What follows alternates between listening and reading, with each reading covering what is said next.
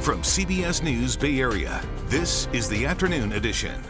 Right now in the Afternoon Edition, the state giving San Francisco one last warning to figure out its housing situation or else. Good afternoon, I'm Ryan Yamamoto. We'll have more on the ultimatum given to the city of San Francisco. But first, David DePape, the man convicted of attacking Paul Pelosi with a hammer, now facing new state charges for that same attack.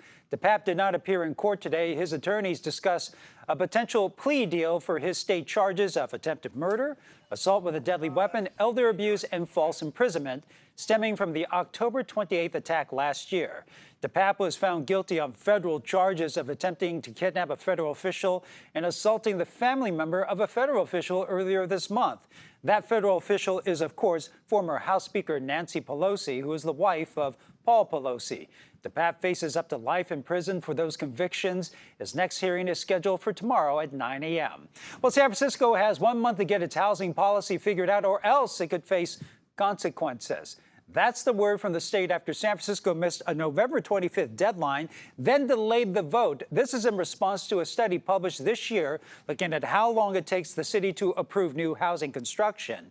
If they do not have something passed by the new December 28th deadline, San Francisco could lose money for housing and even control over its own zoning regulations.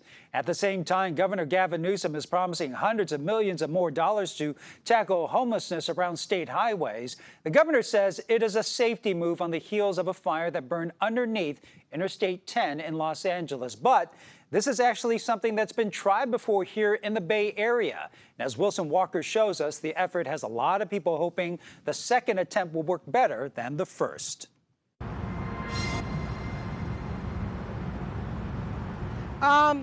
I've been around Wood Street now for about 10 or 12 years. Wherever there's somewhere to be, I've probably been there.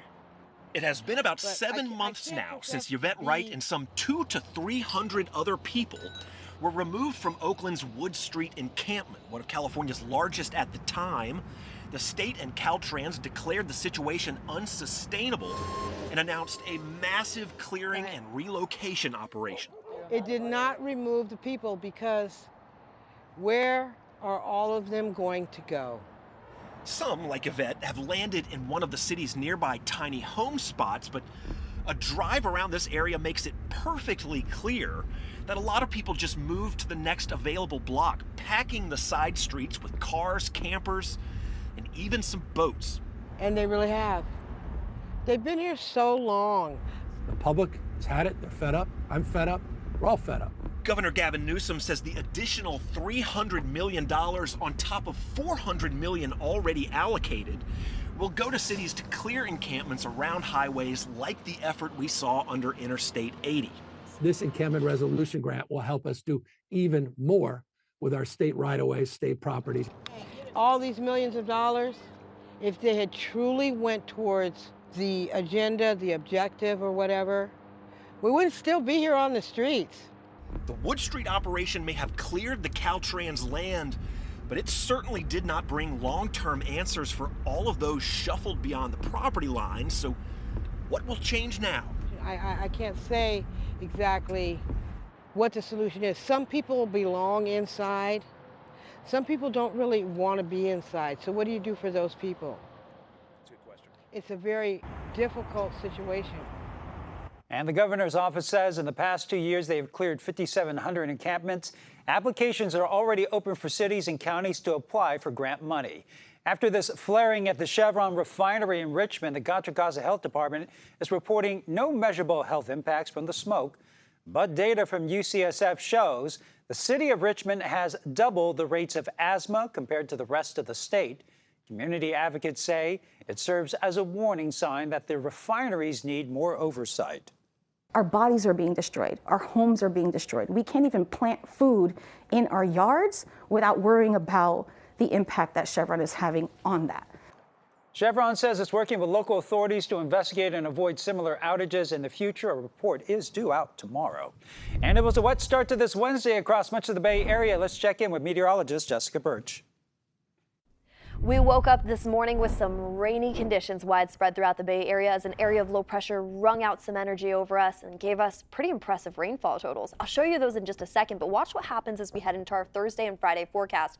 Light scattered showers in the forecast for us, moving their way in from the north, really unsettled as we head into the next couple days, which in total could amount to around 1 inch down near Ben Lomond. Less impressive numbers the more inland we go. But let me actually drop this monitor and show you what we got this morning, because in certain areas we got almost a half an inch of rain, like San Francisco, for example. But the more inland we went, the less impressive the numbers got, at least in certain pockets. About 1/4 of an inch of rain fell this morning near Oakland.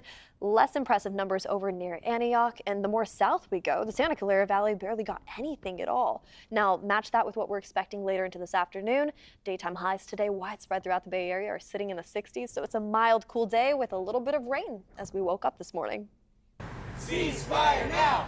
Ceasefire now! Free Palestine! Well, a small group of demonstrators rallied for an extended ceasefire in Gaza this morning. This happened in Castro Valley, and Hamas is expected to release 10 more hostages today as U.S. and international diplomats push to extend the ceasefire in Gaza once again. Ian Lee has the latest. One by one, they emerge from Hamas captivity in Gaza. From the very old to the very young. This girl carries her pet dog amid taunts from the crowd. As more captives come out, so do their tales of terror. They are not looking good. Sharon Caldron is the aunt of 16-year-old Sahar and 12-year-old Erez, seen here being kidnapped by militants. They were held underground for more than 50 days before being freed. And you can see it on their face that they didn't see light. Sunlight. The aunt of another young hostage told French TV Hamas forced her 12-year-old nephew to watch videos of the October 7th massacre and threatened him and other children with weapons each time they cried. Around 160 hostages are thought to remain in captivity in Gaza, including 9 Americans. The ceasefire may have brought an uneasy calm to the territory, but it hasn't eased the pain for the Palestinians. This newlywed says, "We're tired. Ever since we were born, we've been enduring war and destruction." But Israel says the war will resume once Hamas stops releasing hostages. The U.S. has so far mobilized $100 million in humanitarian assistance to help Palestinian civilians impacted by that conflict. Meanwhile, in Vermont, authorities still trying to determine if a hate crime was committed when 3 young Palestinian men were shot in Burlington over the weekend. All 3 students, 2 American citizens and a legal resident, are recovering from gunshot wounds. Well, today, mothers of 2 of those college students spoke out about the brutal attack. So he should be having an operation today, and he may, in the next week or so, be moved into a rehabilitation facility because he has an incomplete spinal injury, which means that he currently can't move his legs. To have this happen to our children here in the United States, where we sent them to study, thinking that they're safe, is, it's just absolute horror for us. It's every mother's nightmare, and that has just come true. 48-year-old Jason Eaton has pleaded not guilty to 3 counts of attempted murder. He's accused of shooting the men as they were walking down the street speaking a mixture of Arabic and English. Police say the 2 of the men were wearing traditional Palestinian scarves and that Eaton did not say anything to the 3 before opening fire. And we'll continue to follow the latest developments on the Vermont shooting as well as the pause in fighting and the release of hostages. You can find updates anytime on our website at kpix.com.